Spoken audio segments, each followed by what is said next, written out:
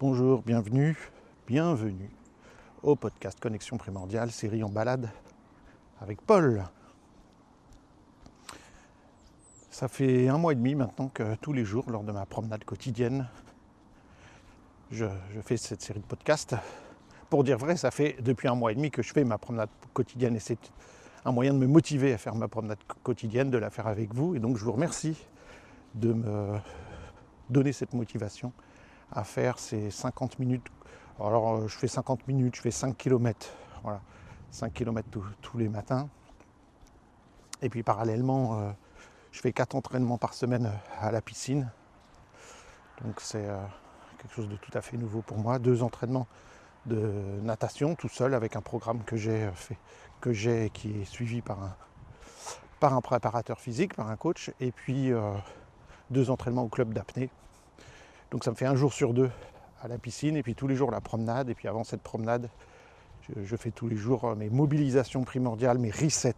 Ça c'est indispensable. Surtout arrivé à un certain âge, je dirais à partir de 30 ans, de faire ces mobilisations primordiales. Christophe Cario, 5 fois champion du monde de karaté artistique, dit la même chose.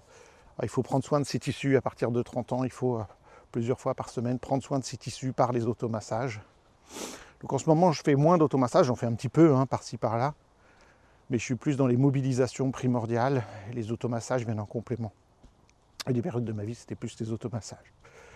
Donc bienvenue au podcast, merci de m'accompagner. Aujourd'hui je voudrais vous parler d'un sujet énorme et très vaste qu'on pourra à peine aborder, mais que je vais introduire et qu'on va continuer à développer largement dans les formations en intégration motrice primordiale et aussi peut-être dans des podcasts futurs, je ne sais pas. Alors, c'est cette notion de schéma corporel. Cette notion de schéma corporel, c'est une notion qui est au carrefour de la motricité et de la psychologie.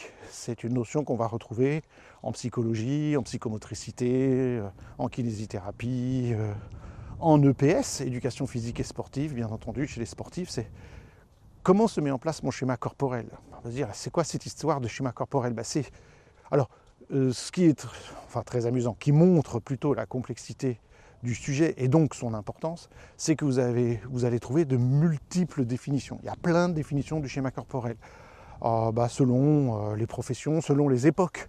Vous imaginez que les définitions dans les années 50 ne correspondent pas aux définitions d'aujourd'hui. C'est très très vaste. C'est un sujet passionnant. En gros, on peut dire, donc là, on va dire que c'est ma compréhension du schéma corporel. Je ne dis pas que c'est absolu, que c'est vrai. Je ne suis pas un chercheur universitaire, je ne suis pas un penseur, je ne suis pas même psychomote ou kiné ou quoi que ce soit, donc j'ai pas du tout ça. Je parle de mon expérience, de mes lectures, de ce que j'ai appris, de mes 30 ans de cabinet, des formations, etc. etc. Donc voilà. La dernière définition que j'ai prise vient d'un manuel de référence qui a été vendu en des dizaines de milliers d'exemplaires sur l'apnée, qui s'appelle l'apnée, de Umberto Pellizzari, qui est un des plus grands champions d'apnée qui ait jamais eu. Un des très grands champions. Et Umberto Pellizzari, il est aussi préparateur physique, il coach les meilleurs, etc. Il a travaillé avec beaucoup de gens. L'avantage aussi, c'est que lui, il a une vision polyculturelle, puisqu'il est italien parfaitement bilingue en français, qu'il a parcouru le monde et travaillé avec des athlètes dans le monde entier. Et donc on a une vision large, parce que c'est vrai qu'en France, on a une vision très teintée de beaucoup plus de psychanalyse et de certains courants, et que dans le monde, il y a différents courants, différentes visions. Donc Umberto Pellizzari, donc je reprends exactement, je vais reprendre les 5 points de ce qui pour lui forme le schéma corporel, et ça correspond totalement à ma façon de voir les choses et à la manière dont on aborde les choses en IMP. Donc quand moi j'ai lu ça, ça a été pour moi dire oui, c'est exactement ça. Donc tout d'abord, le schéma corporel, c'est la représentation de nous-mêmes que nous avons. Donc c'est important comment je fonctionne et pourquoi ça nous intéresse nous, c'est puisque évidemment ce schéma corporel se forge tout au long de notre vie de bébé à bambin, de bambin à enfant, d'enfant à adolescent. Vous savez bien qu'à l'adolescence, il se passe plein de choses par rapport au schéma corporel, vu à quelle vitesse on grandit, à l'âge adulte. Et puis ensuite, il y a toutes les douleurs, les maladies, les tensions qu'on accumule dans le corps. Et là, je vous reporte au livre, un livre, je pense, un des livres les plus importants à lire à partir de la trentaine et certainement à 40 ans, c'est le mythe du vieillissement. À partir de 40 ans et après, c'est le livre à lire absolument qui va vous redonner la patate par rapport à tout ça, le mythe du vieillissement qu'il faut lire, que j'ai eu l'honneur de traduire et de publier dans notre maison d'édition Ressources Primordiales. Donc de Thomas Hanna, H-A-2-N-A. Et donc évidemment, en vieillissant, si on accumule des douleurs, des difficultés posturales, etc., eh bien, ça modifie notre schéma corporel.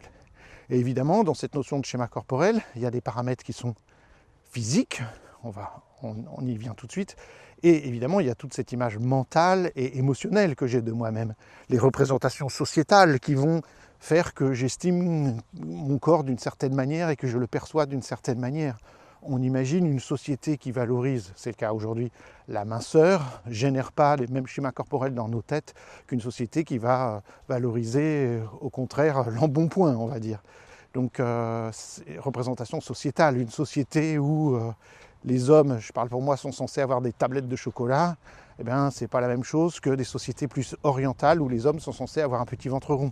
Donc ça va affecter mon image de moi-même. Alors est-ce que mon image de moi-même, c'est mon schéma corporel? Non, ce sont deux choses différentes. Et Umberto Pellizzari le dit bien, ce sont deux concepts différents. Mon image de moi-même et mon schéma corporel sont deux choses différentes. Alors qu'est-ce qui forge le schéma corporel? Qu'est-ce que c'est que ce schéma corporel? Quels sont les 5 points? C'est ce qu'on voit tout de suite. Et puis évidemment, dans des émissions ultérieures, parce que je pense que ça prendrait trop de temps là pour développer tout ça, j'expliquerai comment nous, en IMP, on aborde chacun de ces 5 points. Et c'est énorme. C'est énorme parce que c'est toute l'IMP. En fin de compte, un des concepts majeurs d'IMP qui vient justement de Thomas Hanna dans le mythe du vieillissement, c'est ce qu'il appelle l'amnésie sensorimotrice. Voilà. Quand on accumule des tensions, quand il y a du stress, ça va générer des amnésies. Alors la première fois que j'ai entendu parler de ce terme d'amnésie, d'amnésie motrice, c'est par justement Christophe Cariot. Christophe Cariot qui disait, et j'en ai beaucoup parlé je crois dans les podcasts précédents de cette notion d'amnésie, qu'il y a des muscles qu'on n'utilise pas à bon escient et qui vont devenir amnésiques, qui ne peuvent plus faire leur boulot, c'est ça que ça veut dire. Et du coup, évidemment, il va y avoir des compensations dans le corps, d'autres muscles prennent le relais. On pense avant tout au fessier, s'il en parle beaucoup, Christophe. Qu'est-ce qui se passe avec le fessier? C'est-à-dire que le fessier est fait pour nous propulser, pour marcher, pour courir, pour sauter, pour grimper. Et puis nous, on s'assoit dessus toute la journée. Donc ce fessier va être véritablement mou, il va être désactivé, il ne va pas fonctionner. Et du coup, il faut quand même qu'on se stabilise sur notre chaise, il faut quand même qu'on bouge dans la journée. Et le fessier va devenir de plus en plus amnésique, il va de moins en moins savoir travailler. On parle de, là les dernières statistiques, c'est 7 heures assis sur une chaise par jour pour le français moyen, minimum.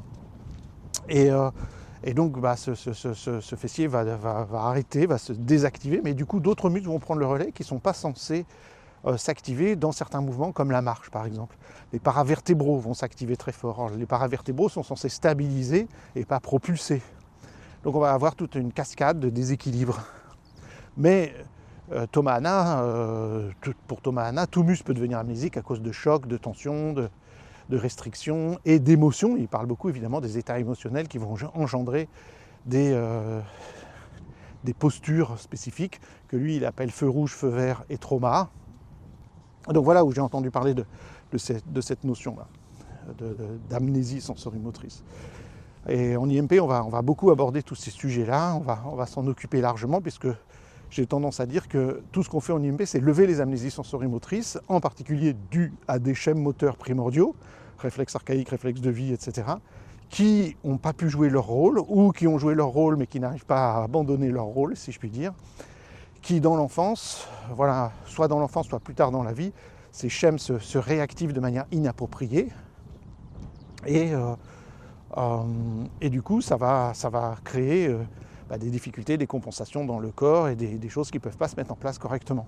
Et donc tout ce qu'on fait en IMP, c'est d'identifier d'une certaine manière les amnésies sensorimotrices et à l'aide de techniques d'automassage, remodelage, des mouvements et des techniques respiratoires, libérer ces amnésies sensorimotrices et surtout, évidemment, c'est montrer aux gens ce qu'ils peuvent faire pour éviter de rentrer dans ces amnésies sensorimotrices et les libérer. Donc c'est tout ce qu'on fait en IMP. Donc, ce qui va être très intéressant, c'est d'avoir cette notion du schéma corporel, parce que si ces 5 points du schéma corporel on doit les avoir en tête quand on travaille, et on doit dans notre vie quotidienne, dans ce qu'on décide de faire comme activité au quotidien, s'assurer que ces 5 points du schéma corporel soient bien intégrés et qu'on s'en occupe, parce que c'est comme ça qu'on se représente notre corps, c'est comme ça qu'on fonctionne, c'est comme ça qu'on va maximiser les chances de vieillir bien, en bonne santé, longtemps et en bonne santé. Donc, voilà.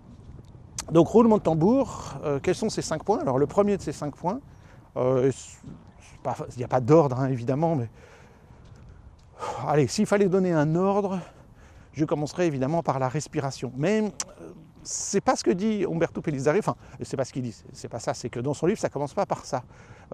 Et d'un point de vue NIMP, ça a du sens, parce que la première chose dont il parle, c'est pas la respiration, ça vient en deuxième. Et la première chose dont il parle, c'est l'organisation de la posture, les réactions réflexes posturales, dit-il, l'équilibre et la posture, la mise en place de l'équilibre et de la posture. Tu dis, bah Paul, ça n'a pas de sens ce que tu dis, la respiration, c'est d'abord là, la posture vient ensuite. Oui, sauf que les mécanismes posturaux se mettent en place dans le ventre de la mère bien avant la respiration. Donc, je trouve que c'est intéressant. De même, il va y avoir la latéralisation, la mise en place de la latéralisation, le contrôle du tonus musculaire et la coordination. Voilà, donc comme ça j'ai tout dit. Les 5 points, c'est l'organisation posturale et l'équilibre, c'est le premier point. Deuxième point, la respiration. Troisième point, le contrôle. Alors attendez, il m'en manque un. Là, c'est ça le fait de faire ça de tête marchant. Je viens de tous les dire et puis là, du coup, de les récapituler. Posture. Donc posture, gravité, équilibre, respiration. Ah oui, mise en place de la latéralisation, d'une latéralisation dominante ensuite. Régulation du tonus musculaire, capacité à se détendre et à réguler son tonus musculaire. Et cinquième point, la coordination. Alors à chaque fois, quand c'est la régulation du tonus musculaire et la coordination, il précise bien intersegmentaire et globale, c'est-à-dire chaque partie du corps isolément et de manière globale. Parce que je peux, par exemple, détendre ou être coordonné au niveau de la main, admettons, je décide de détendre ma main, mais sans être capable de le faire ailleurs dans le corps et de le faire de manière globale. Donc il y a toujours détail et vue d'ensemble, spécifique et général. Donc voilà les 5 points. Donc les mécanismes en fin de compte, les mécanismes de posture, évidemment ils ne sont pas véritablement en place à la naissance et dans le ventre de la mère, mais les mécanismes réflexes archaïques j'entends ici, qui sous-tendent ça, doivent se mettre en place dans le ventre de notre mère. Et on va penser avant tout à des réflexes, peut-être certainement le premier, le plus important, c'est le réflexe tonique labyrinthique, qui est en place dans le ventre de la mère et qui maintient la position fœtale, mais on va penser aussi au réflexe de Moro, évidemment, qui connecte la tête et le corps d'une certaine manière, le système vestibulaire, les muscles du cou et le corps, qui est en place dans le ventre de la mère. On va penser à d'autres réflexes très importants au niveau de l'organisation posturale future qui se mettent en place véritablement dans le cas du Moro, etc., à la toute fin de la vie embryonnaire et au tout début de la vie fœtale. Donc ça veut dire que pendant 6 mois, le bébé va expérimenter ces différents réflexes, dont le RTL, le Moro, et je voudrais citer quand même un autre qui est majeur, qui s'appelle le réflexe spinal de Pérez, qui, lors d'une stimulation de la colonne vertébrale, va entraîner toute une sorte de mouvement d'ondulation de la colonne vertébrale et qui va être majeur pour la naissance. Et donc évidemment plus tard, chez le bébé, cette capacité à ériger sa colonne vertébrale est absolument cruciale. Donc voilà, pour n'en citer que 3, évidemment il y en a d'autres, Moro, RTL et réflexe spinal de Pérez, évidemment on pourrait en citer des tas d'autres. Donc ces réflexes-là, ils sont présents in utero et le bébé va les exercer par les mouvements du corps de la mère, ça va le stimuler, par les stimulations tactiles qu'il va ressentir quand sa mère va toucher son ventre, etc. Ça va faire réagir le bébé aussi, par la voix.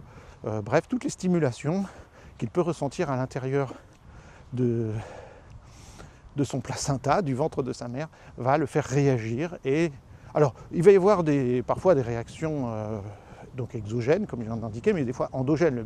Le bébé se met à faire le mouvement, en fait, à pratiquer une chorégraphie de lui-même. Donc un petit peu comme des katas. Hein, vous savez, dans les arts martiaux orientaux, il y a des katas. Donc on mime les combats. Et bien, le bébé, il fait des katas réflexes. Et puis ensuite, quand la stimulation arrive, il est prêt. Et ça, c'est super. Simultanément, certaines recherches relativement récentes indiquent que dans le ventre de la mère, il y a déjà une mise en place de la latéralisation. Du fait que le bébé va être placé, forcément, tourné d'un côté dans le ventre de sa mère, du fait de l'asymétrie du corps maternel, eh bien le bébé, hein, vous savez très bien que le foie est plus comme ça d'un côté, le cœur plutôt de l'autre côté, les lobes des poumons asymétriques pour permettre tout ça. Et donc à l'intérieur, le bébé, il va se positionner, tourner presque toujours du même côté. Et puis, ça tombe bien parce que le bébé, il va travailler ce mouvement latéral, hein, c'est un peu comme s'il dormait sur le côté, grâce entre autres au réflexe tonique asymétrique du cou, le fameux RTAC, qui vient donc commencer à mettre en place, dès le ventre de la mère, une position asymétrique au niveau en particulier de fait de tourner la tête d'un côté, et donc ça va engendrer plus tard une dominance ou une préférence pour s'ouvrir d'un côté plutôt que de l'autre, et donc une latéralisation au niveau en particulier de l'œil, de la main et de l'oreille. Et de la jambe aussi dans une moindre mesure d'ailleurs.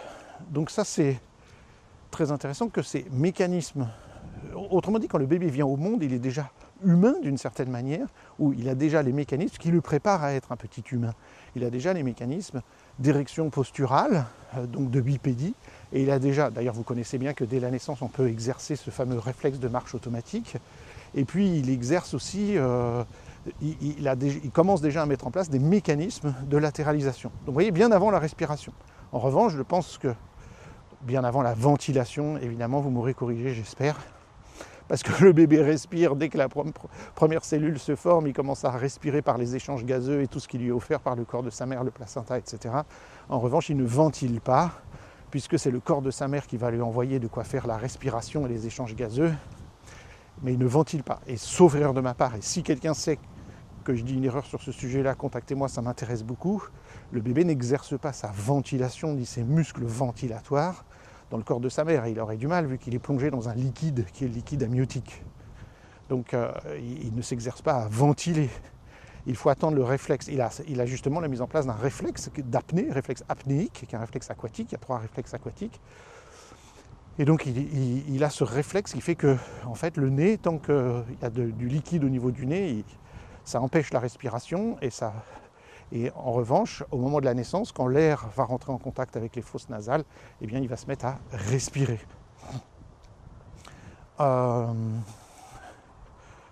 Petite chose que j'ai appris récemment, hein, j'en profite. En apnée, si quelqu'un fait une syncope dans l'eau, évidemment, la première chose qu'on fait, c'est qu'on bloque ses voies. On ferme sa bouche, on ferme son nez pour pas s'il se réveille, il se mette à respirer dans l'eau pendant les 10 secondes qui lui restent pour remonter à la surface. On le remonte à la surface et ensuite, vous voyez les gens qui sont là, la sécurité, qui va souffler, quelqu'un va souffler dans le nez de la personne. Ils vont souffler dans le nez, pas du bouche à bouche, ils vont souffler dans le nez. Pourquoi ? Pour recréer ce réflexe. Vous voyez à quel point c'est important. Et de fait, la personne se met à respirer. Il faut pour envoyer plus d'air directement au nez, parce qu'on est tout mouillé, on sort de l'eau, et donc le nez n'a pas assez d'infos, mais le fait de souffler dans le nez va, non pas pour lui envoyer de l'oxygène dans les poumons, c'est pas du tout ça le but, c'est de redéclencher le réflexe de respiration automatique chez la personne. Et de fait, c'est ce qui se passe. Donc vous voyez, ce réflexe d'apnée, il n'est plus présent véritablement de manière spontanée, mais néanmoins, si vous tombez en syncope, il est toujours là. Vous voyez comme quoi les réflexes ne disparaissent jamais, et que ce sont des schèmes. Donc, est-ce qu'il a exercé véritablement sa respiration ? À ma connaissance, non. Mais dès que ce réflexe s'active, il va le faire. Donc, premier pilier qui construit mon schéma corporel, c'est la posture avec des réflexes majeurs qui vont s'activer la posture, la gravité, l'équilibre. Et là, il y a plein d'autres réactions qui vont prendre le relais après en grandissant, voilà, avec tous ces réflexes majeurs. J'ai cité que le RTL, le Moro et le spinal de Pérez, mais ensuite, ils vont laisser place à des réflexes qu'on appelle de vie, gravité, équilibre, stabilité, réflexes de protection, et surtout au niveau de la tête, réflexe de redressement de la tête oculaire et labyrinthique. Donc là, on a quelque chose de majeur. Au niveau du deuxième pilier, c'est la latéralisation, c'est-à-dire il est important d'avoir une latéralisation et une dominance. Et là, je vous ramène à l'épisode que j'ai fait lorsque j'ai parlé des 7 dimensions d'intelligence de Denison de l'éducation kinesthésique. J'ai un épisode spécifique sur la latéralité et la latéralisation. Et ça, c'est quelque chose de majeur. Ce qu'il est bon de dire ici, dans cet épisode, c'est que cette latéralisation commence à se mettre en place, comme je viens de le dire, in utero. Et là, il y a un certain nombre de réflexes majeurs, spinal de Galant, réflexe tonique asymétrique du cou, surtout réflexe de succion, réflexe des points cardinaux, pas réflexe de succion, excusez-moi, c'est pas ce que je voulais dire. Réflexe de fouissement, pardon, voilà, réflexe de fouissement, quand on touche la joue du bébé, il va tourner la tête du côté où on touche, et ça va créer une rotation dans l'axe de la colonne vertébrale. Donc, réflexe de fouissement, et puis après la naissance, tous ces réflexes, là encore, vont passer la main à des réflexes de vie qui vont être majeurs pour la mise en place de la latéralisation, dont le fameux réflexe de retournement segmentaire, et réflexe amphibien, et tout un tas d'autres réflexes qu'on va garder tout au long de notre vie, qui interviennent dans le fait de pouvoir faire des rotations. Et puis, en IMP, on va travailler spécifiquement dans un cours qui s'appelle LAV, latéralité, apprentissage et vision. Autrefois, ça s'appelait la symphonie des réflexes, mais ça a changé de nom. Dans latéralité, apprentissage et vision, on va travailler, comme son nom l'indique, sur la latéralité, avec justement des choses qui nous viennent du travail de Denison, sur quelle est ma dominance œil, main, pied, oreille. Je n'ai pas dit la main, les mains. Comment tout ça, ça a créé un grand nombre de schémas différents. Et comment mettre en place, comment favoriser la latéralisation par différentes activités, alors là plutôt issues du brain gym. Parce que la latéralisation vient prendre, ensuite la mise en place de dominance, vient prendre le relais de réflexes, mais ne peut s'installer qu'une fois que mes réflexes archaïques ont passé la main au réflexe de vie et que ce réflexe de vie devienne le support d'une latéralisation croisée. Donc ça, c'est le deuxième pilier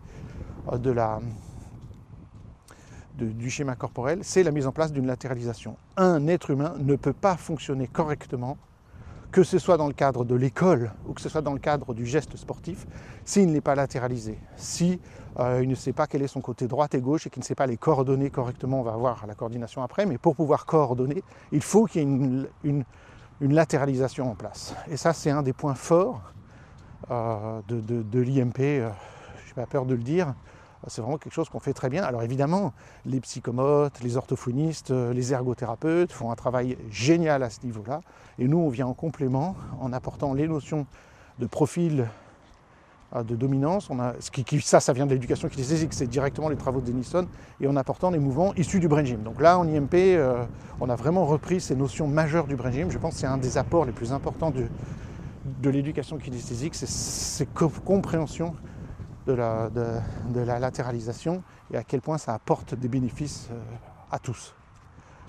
Donc ça, c'est le deuxième point. Le troisième point, j'en ai déjà parlé, c'est la respiration. Là aussi, je pense que j'ai fait peut-être l'épisode que j'ai fait, alors dans les 7 dimensions d'intelligence de Denison, j'ai un épisode sur la respiration, et quand j'ai parlé des resets de Original Strengths OS de Tim Anderson, j'ai aussi fait un épisode sur la respiration, vu que ça fait partie des 5 resets, c'est le premier des 5 resets, c'est la respiration. Donc là aussi, reportez-vous à ces 2 épisodes-là pour en savoir plus sur ce sujet.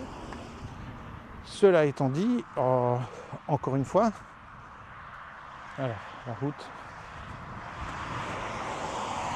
Cela étant dit, encore une fois, la respiration, il y aurait beaucoup à en dire, et évidemment, là, dans la mise en place du schéma corporel, c'est majeur, parce que la respiration va être liée à tout ce qui est détente et stress. Quand je suis détendu, la respiration est ample. Quand il y a du stress, la respiration a tendance à se couper pour engendrer fuite ou lutte. Donc là, on a quelque chose de majeur à ce niveau-là. Alors vous imaginez bien que dans un livre sur l'apnée où j'ai trouvé cette notion de schéma corporel, il y a d'autres choses à dire sur la respiration, puisque c'est le principe de l'apnée. et certainement les apnéistes sont parmi les plus grands experts de la respiration. On peut citer les yogis, on peut citer les gens qui pratiquent les arts martiaux, et en particulier dans le systéma. Et c'est pour ça, au départ, que j'ai fait du systéma. On a énormément d'exercices respiratoires. On peut citer un certain nombre d'autres... Aujourd'hui, il y a un certain nombre de méthodes, comme la méthode Wim Hof, etc., qui utilisent des techniques respiratoires. Mais bon, on peut dire que les premiers experts qui ont développé des techniques, c'est les yogis, dans le domaine du yoga, le pranama yoga. Et puis évidemment les apnéistes, et c'est quelque chose qui s'est développé assez récemment. Et certains sont allés voir dans les techniques du yoga, d'autres sont allés voir dans différentes techniques pour voir ce qu'on peut faire pour améliorer la respiration. Qu'est-ce qui va être intéressant de dire là par rapport au schéma corporel? C'est que ça marche dans les deux sens, là encore. Je donne un exemple concret. Là, je veux m'améliorer, moi, au niveau de mes capacités d'apnée. Donc d'améliorer ma capacité à ouvrir mon volume respiratoire, à me détendre pour mieux respirer, à avoir un cœur qui fonctionne mieux. Donc ça veut dire que si je veux m'améliorer au niveau de ma capacité ventilatoire et favoriser un bon mécanisme de respiration dans mon corps, il faut que mon corps soit en meilleure santé. Plus mes muscles vont bien fonctionner, plus je serai physiquement entraîné, aussi bien au niveau musculaire qu'au niveau endurance, qu'au niveau je ne sais pas quoi, et plus tout ça va bien fonctionner. Autrement dit, mon état, on pourrait dire, de santé globale va entraîner une meilleure respiration, ça va de soi, et une meilleure capacité à ventiler. Donc relâcher les muscles, muscler, pratiquer la course à pied, tout ce genre de choses, la natation évidemment, va créer une meilleure capacité progressivement respiratoire. Donc ça va m'aider au niveau de l'apnée. Mais ça marche dans l'autre sens. Les sportifs qui veulent améliorer leur performance, ou le musicien, ou l'orateur, etc., il a tout intérêt, en plus d'être en bonne santé, de faire du sport, etc., de travailler sa respiration, d'aller faire des exercices de ventilation spécifiquement, et ça va améliorer ses performances athlétiques. Vous comprenez bien que quand je cours, ça stimule ma respiration, donc ça va m'aider à avoir un cœur qui fonctionne mieux, des poumons qui fonctionnent mieux. Mais quand je cours, je dois évidemment prendre beaucoup d'air et bien me ventiler et bien respirer. Eh bien, si je travaille régulièrement ma respiration, eh bien ça m'aidera quand je vais courir. Donc au niveau de la mise en place de mon schéma corporel, la respiration va avoir un impact majeur. Alors ça va beaucoup plus loin. Les experts en chaîne musculaire, les experts qui nous montrent, plutôt des kinés en général ou des ostéopathes ou autres, nous disent, tous sont d'accord pour dire que quand le diaphragme est bloqué, donc le muscle principal de la respiration, ça bloque toute la posture. Et évidemment, quand ma posture est bloquée, quand il y a des déséquilibres posturaux, là, les podologues et les posturologues nous disent la même chose, quand il y a des déséquilibres au niveau postural, ça vient forcément affecter d'une part le diaphragme et d'autre part un autre diaphragme qui est le plancher pelvien. Donc on va avoir le plancher pelvien qui est affecté et le diaphragme. Et donc, vous voyez, ça marche dans les deux sens. Il est intéressant de travailler de manière globale au niveau corporel, avec les automassages, avec la posture, avec je sais pas quoi, le yoga ou tout ce que vous voulez, pour améliorer, évidemment en IMP on va faire plein de propositions spécifiques, pour améliorer, pour libérer l'espace respiratoire, ventilatoire, et puis quand on travaille sur cet espace ventilatoire, eh bien on va améliorer la posture. Donc posture améliore diaphragme, diaphragme améliore posture, même chose pour plancher pelvien, etc. Donc là on a quelque chose de majeur. Si vous avez le diaphragme bloqué, la respiration bloquée avec des gênes à ce niveau-là, ça va affecter toute votre posture. Et vous allez vous sentir mal, et ça va affecter dans la tête au niveau émotionnel, on ne se sent pas bien, on est replié sur soi-même, on a du mal à s'ouvrir, on a du mal à respirer, et ça va nous affecter énormément au niveau du schéma corporel. Donc c'est bizarre parce qu'on se dit la respiration et le schéma corporel, ça n'a rien à voir, faire du 4 pattes, oui, la respiration, non, mais ici, puisque respiration impacte tout notre système postural. Donc vous voyez, il faut imaginer que tout ça c'est une boucle en interaction. Posture, latéralisation, mécanisme d'équilibration, et puis les deux autres qui nous restent maintenant à voir. D'une part, la régulation du tonus musculaire, la capacité à se détendre et à réguler notre tonus musculaire, donc ça c'est majeur. Alors, juste excusez-moi, j'ai pas fini. Pour la respiration en IMP, on va travailler avec les automassages, on va utiliser des techniques pour libérer l'espace ventilatoire, et on a quelques techniques spécifiques au niveau de la respiration, et comme on est en train de mettre en place une nouvelle formation, on va travailler sur plusieurs sujets, on va développer plus, on est en train de travailler avec on va dire, avec des experts au niveau de la respiration pour améliorer ce que l'on fait à ce niveau-là. Je pense que c'est un petit manque aujourd'hui en IMP. On ne développe pas assez toutes les techniques autour du souffle, de la respiration, etc. Alors que c'est majeur et que dans nos vies quotidiennes, avec Ludivine, on utilise beaucoup ça. On en connaît l'importance depuis de très nombreuses années. C'est un sujet qui m'intéresse. C'est pas une blague, je l'ai dit dans l'épisode sur Original Strength, je crois, sur la respiration, que mon premier livre sur la respiration, les premières fois que j'ai pratiqué des techniques respiratoires, j'avais 9 ans, parce que c'est dans le manuel des castors juniors numéro 4, et la première chose, quand on ouvre la première page du livre, il n'y a même pas une introduction, ni rien, c'est 2 techniques respiratoires issues du yoga, puis il y a plein de techniques de yoga dans ce manuel des castors juniors, et je me rappelle, et donc je l'ai eu à 9 ans, justement, et à 9 ans, c'est pas une blague, j'ai commencé à pratiquer le pranayama, j'arriverai jamais à le dire, le yoga du souffle, et à pratiquer ces techniques de manière régulière. Et puis plus tard, vers 17 ans, j'ai continué avec d'autres pratiques basées sur la relaxation, la méditation, le yoga. Mon père s'intéressait à ça, donc il avait quelques bouquins sur le sujet. Et je me suis mis à pratiquer tout seul, sans avoir suivi de formation. Et puis, et même à 17 ans, je me rappelle, je faisais même des séances de relaxation pour des copains, pour des groupes de copains. Et je faisais des méditations guidées et des séances de relaxation. Je m'intéressais au training autogène, je m'intéressais à différentes techniques comme ça à 17 ans. Tout ça est en lien avec le fait que j'ai fait passer mon brevet d'état mon brevet d'aptitude aux fonctions d'animateur, mon BAFA, et que je me suis intéressé à plein de choses et que j'ai eu la chance de rencontrer des psys et des thérapeutes qui faisaient cette formation et dans lesquels j'ai pu suivre des choses et m'intéresser à plein de choses par rapport à l'enfant, à la base, comment aider les enfants, etc. Donc c'est de là, enfin, est-ce que c'est mon intérêt premier qui s'est développé grâce au BAFA, puis le reste, là, je ne me rappelle plus de l'œuf ou de la poule, mais évidemment, c'est des choses qui sont venues me trouver, en tout cas. Mes parents s'intéressaient à ça, ma mère nous emmenait chez l'ostéopathe quand on était tout gamin, premier ostéopathe qu'il y avait à Paris quasiment. Elle allait voir un naturopathe, André Pasbeck, qui est le père de tous les naturopathes qu'il y a eu en France. Je pense que c'est un des premiers, et puis d'autres gens, bref, voilà. Et ma mère nous amenait chez l'homéopathe quand on était gamin. Il faut dire que mon grand-père qui est né au 19e siècle, mon grand-père, il a importé l'acupuncture, il a participé à ça, il a travaillé avec Soulier de Moran. Il n'a pas importé l'acupuncture, mon grand-père. Soulier de Moran a amené l'acupuncture, et mon grand-père a travaillé avec lui, il était médecin, mon grand-père, et il faisait de l'acupuncture, de l'homéopathie, etc., avant la Deuxième Guerre mondiale. Donc, vous voyez, il y a un petit bain familial de ces choses-là qui, moi, m'ont passionné. J'ai jamais connu mon grand-père, dont je porte le prénom, il est décédé avant ma naissance, mais il a laissé des ouvrages, il a laissé, qu'il a écrit lui-même, ou du matériel dont j'ai plus ou moins hérité, enfin bref, voilà, différentes choses. Donc, je me suis perdu. Oui, si, bien sûr, la régulation du tonus, l'importance de la relaxation, de se détendre. Si mon corps est en permanence en contraction, avec des tensions, vous imaginez bien à quel point ça va affecter mon schéma corporel et ma respiration et ma latéralisation et ma posture. Aujourd'hui, quand on regarde nos contemporains, on peut dire que la plupart d'entre nous, on est des boules de nerfs avec des tensions partout. Ce qui, moi, me fait pleurer, c'est que ces tensions, malheureusement, je les retrouve chez les enfants qui viennent dans mon cabinet. Il n'est pas rare de voir les enfants.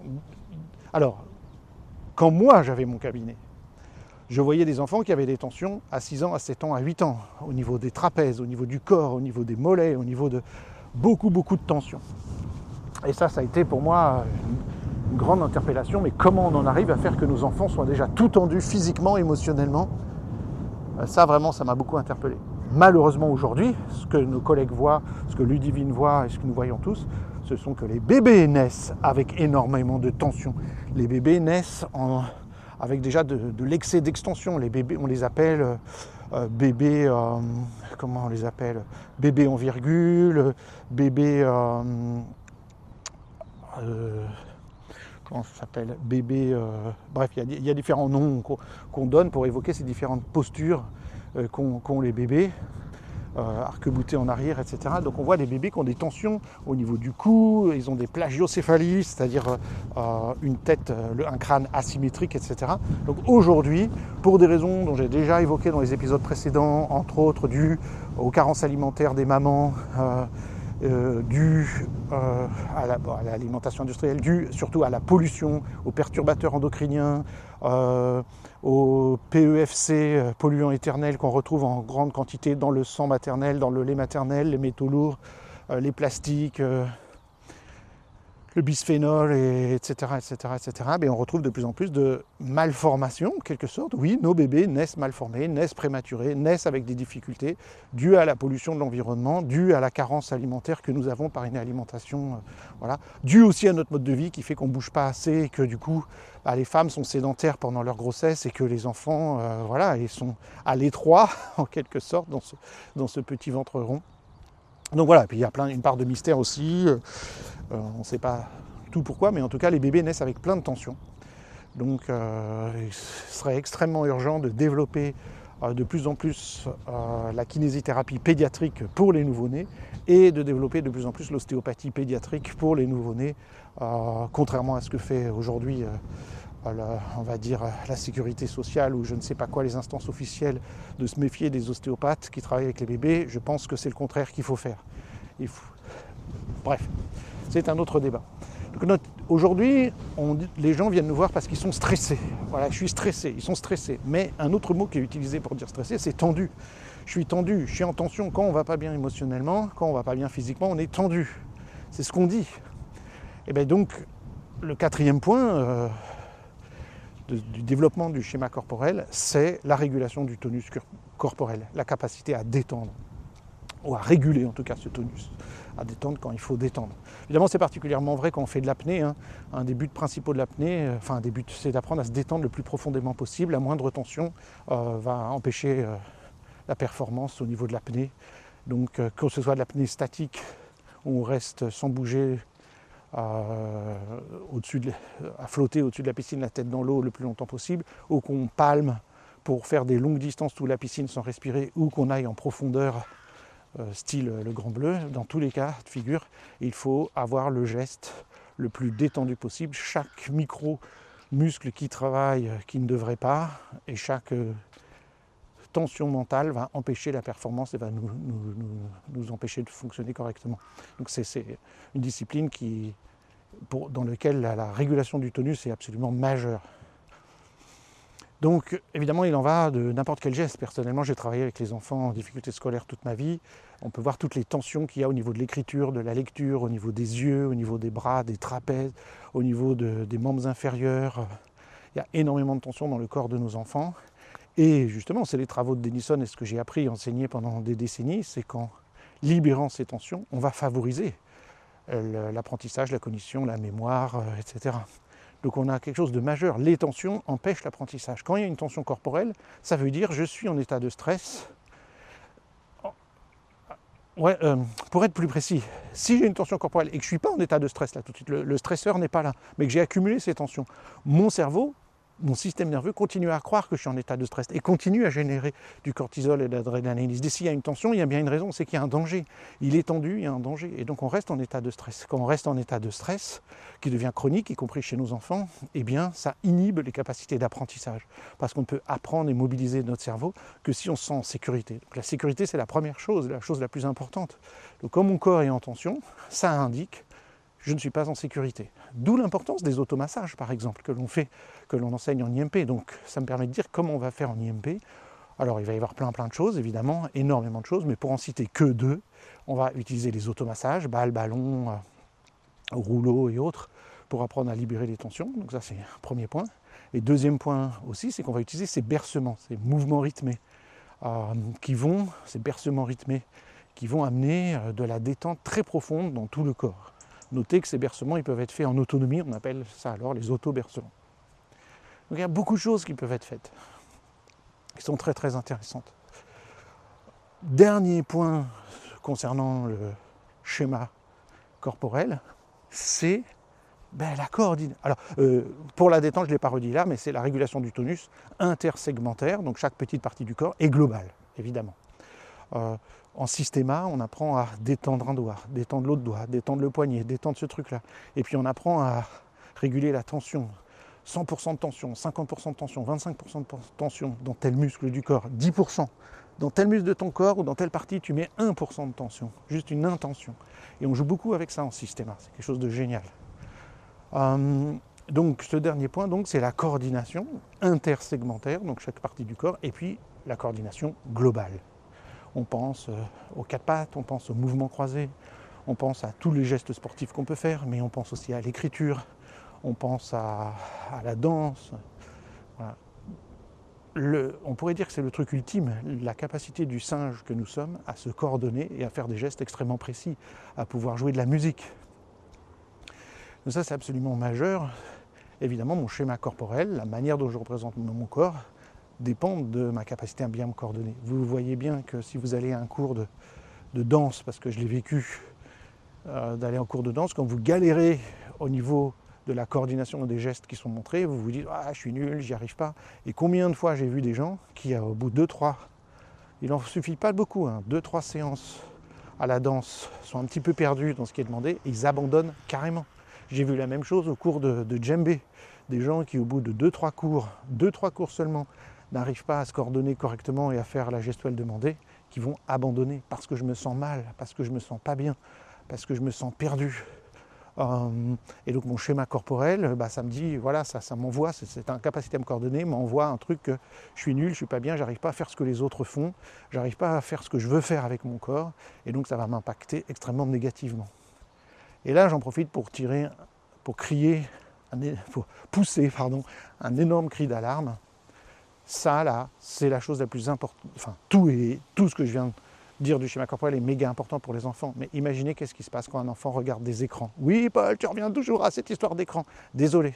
Quand un enfant passe, comme nous disent les statistiques, 4 à 5 heures par jour derrière un écran, pendant ce temps-là, il n'est pas en train de se coordonner. Il n'est pas en train de mobiliser sa respiration. Il n'est pas en train d'apprendre à réguler son tonus musculaire. Il n'est pas en train d'apprendre à utiliser sa posture. Et donc, non seulement il ne développe pas son schéma corporel, mais au contraire, il affaiblit son schéma corporel. Et du coup, ça va rendre des enfants de plus en plus dépressifs, avec de plus en plus, je pèse mes mots vraiment, des enfants de plus en plus mal dans leur peau. Évidemment, ils n'ont pas l'occasion d'expérimenter leur schéma corporel, ils sont de plus en plus mal. Alors, quelques minutes d'écran par-ci par-là, ça n'a tué personne, mais on est très loin de ça. On est des enfants qui ne sont plus dans leur corps, des adolescents qui ne sont plus dans leur corps, des adultes qui ne sont plus dans leur corps, qui ne l'utilisent plus, et qui ne développent pas leur schéma corporel et qui souffrent de plus en plus. Et ça, les statistiques explosent littéralement, et ce n'est que le début.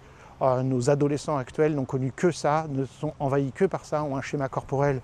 La catastrophe au niveau sociétal est gigantissime. Je vous le dis les amis, on n'est pas près d'être au chômage. Et ça ne me fait pas plaisir de le dire. Ça ne me fait pas plaisir de le dire. Donc c'est absolument malheureux. Mais c'est comme ça, on est dans une société où le schéma corporel souffre, où tout ce qu'on fait de notre corps, c'est de rester assis. Et je reprends un bon mot de Cathy Bauman. On devient tous des athlètes de très haut niveau, de la chaise. Nous sommes tous des athlètes de très haut niveau de la chaise. Oui, vous imaginez un athlète, une personne qui se met à s'entraîner 4, 5, 6 heures par jour à la piscine, ou 4, 5, 6 heures par jour à la salle de gym, ou à faire de la muscu, ça deviendrait un athlète fabuleux. Bon, il serait très fatigué et au bout d'un moment, on ne progresse plus. Mais vous avez compris l'idée. C'est ce qu'on fait nous. Athlète de la chaise. Voilà le bon mot de Cathy Bauman, cette notion extraordinaire.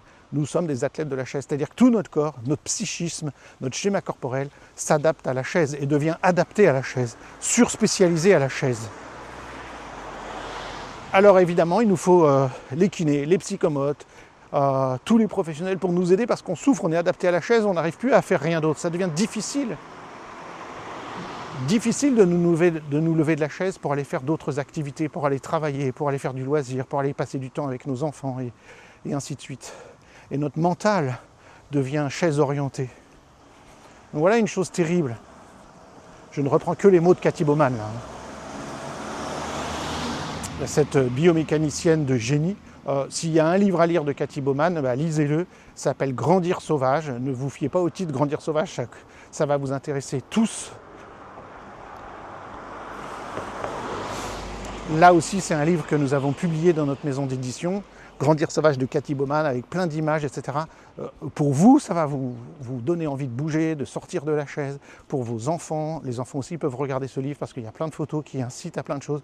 Le nombre d'idées qu'il y a dans ce bouquin sont phénoménales. Les images, je veux dire les images aussi bien les images qui sont en photo, mais les images qu'elle nous donne intellectuellement sont géniales. Petit scooter.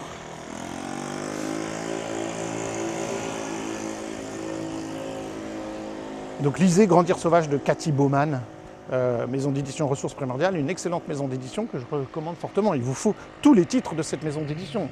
Tous les titres de cette maison d'édition sont majeurs. C'est pas pour rien que du bruit. C'est pas pour rien que j'ai passé mon temps à traduire ces choses-là. Et dites-vous une chose, hein, on fait ça pour le plaisir du partage. On ne gagne pas d'argent avec la maison d'édition. Pour dire vrai, si vous voulez qu'on soit totalement honnête, on a 4 livres qui font gagner tout l'argent de la maison d'édition. C'est tout, 4 livres. Les autres ne nous font pas gagner d'argent. Voilà. Les 4.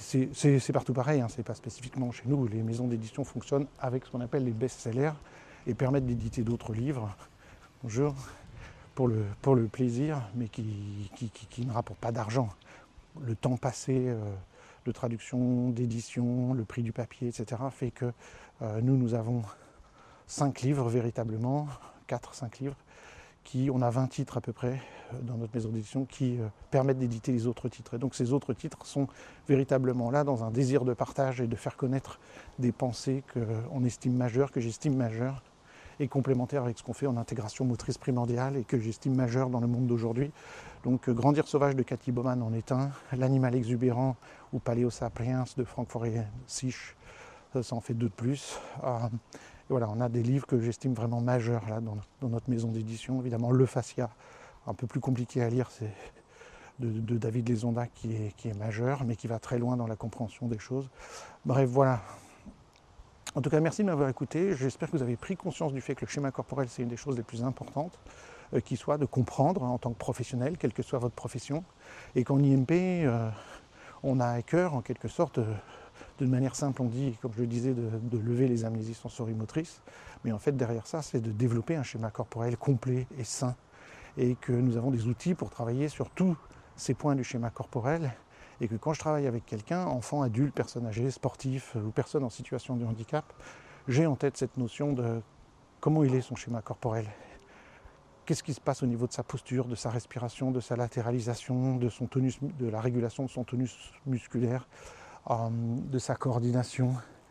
Qu'est-ce qui se passe dans ces différents points et comment je peux l'aider avec mes différents outils en IMP, que ce soit du remodelage, des techniques dites de remodelage, des mouvements, des automassages ou des techniques respiratoires. Comment je vais pouvoir l'aider à ces différents niveaux-là dans son schéma corporel. Et voilà, c'est tout ce qu'on fait en IMP finalement, on pourrait dire. Et j'ai envie de dire, c'est tout ce que fait, c'est le but ultime aussi du kiné, du psychomote et même de l'ergothérapeute. Et peut-être aussi la sophrologie et le yoga, etc. C'est comment faire que j'ai un meilleur schéma corporel. Et plus ce schéma corporel est bon, plus il est mature, plus je me sens bien, plus je suis en meilleure santé, plus je peux mieux fonctionner, interagir avec les autres, et plus ça va changer l'image, qui est autre chose encore, plus ça va changer l'image que j'ai de moi-même et donc la manière dont j'interagis avec les autres. Donc c'est absolument crucial. Donc évidemment, ça va donner lieu à des tas d'autres épisodes de podcast sans doute, et puis à des conférences, et puis il y a des choses très concrètes que l'on fait en IMP. Merci de m'avoir écouté et à très bientôt.